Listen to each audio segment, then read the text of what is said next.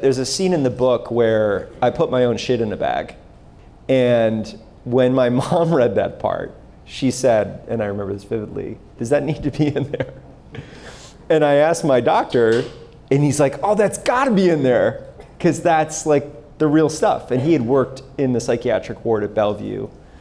And like when I put my shit in a bag and then outside the, by the door at Bellevue, and like the cop or whoever was there, security was like, "Come on, man." My doctor said that is just so Bellevue, like that has to be in there. And so there's kind of a moment of, if it's gonna be unvarnished, where do you draw the line? And it led to an exercise for me mentally of like, well, the reason why we stop somewhere is because we're ashamed.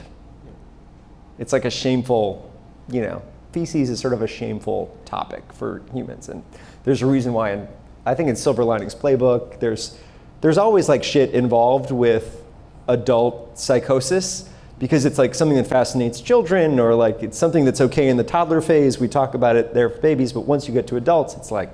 So I realized if I want to expunge my own shame, then I need to go all the way with the storytelling. And that was kind of the concept behind it, is to get this shame out of my body and realize that wasn't my fault. That wasn't something I was consciously choosing with a rational mind.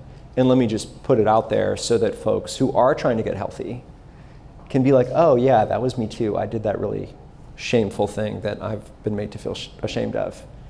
Yeah. Societally. Maybe this is another way of saying what you just said, but I was wondering how much of it came out of this, the sort of a reaction to denial, the denial that sort of allowed you to, your family's denial to begin with, but allowed you to be untreated for such a long time. Yeah. It's funny, I don't know what to say because I've never been with a group that's already read the book. I have to say new things.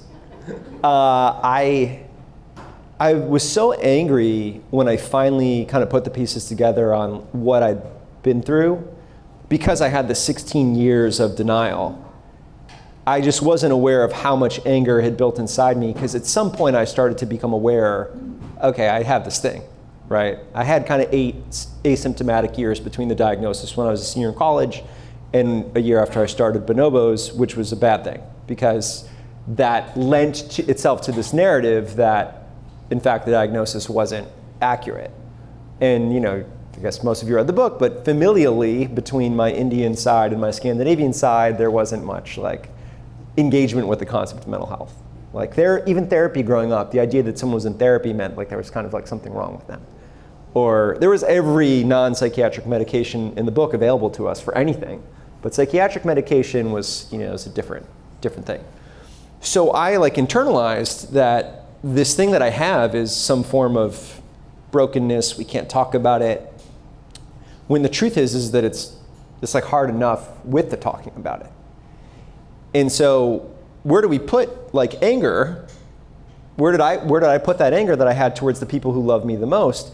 And that was kind of the fun part of the backstory of the book, was it led to all these conversations with my parents and my sister, some of which I only allude to. And I would, in theory, say that could be a good second book. But my mom said, okay, just put it all in there, because once is enough. Because she still carries this burden of guilt, of feeling like she missed it, she did something wrong. And ultimately where we came out as a family, and there was a process around it, was let's help other families not make that mistake. Yeah. Let's give them new information. This is 2023, not 2000. So that gap between diagnosis and acceptance is maybe 6 weeks? Yeah. Similar to the grieving process for a human? Because it is grieving. To get a diagnosis like bipolar is like the death of your old self. It is the death of the way that you perceived yourself as a person who was free of mental illness. To accept that you have one, that you have a mental health condition, is difficult because of the identity conversation that we conflate it with.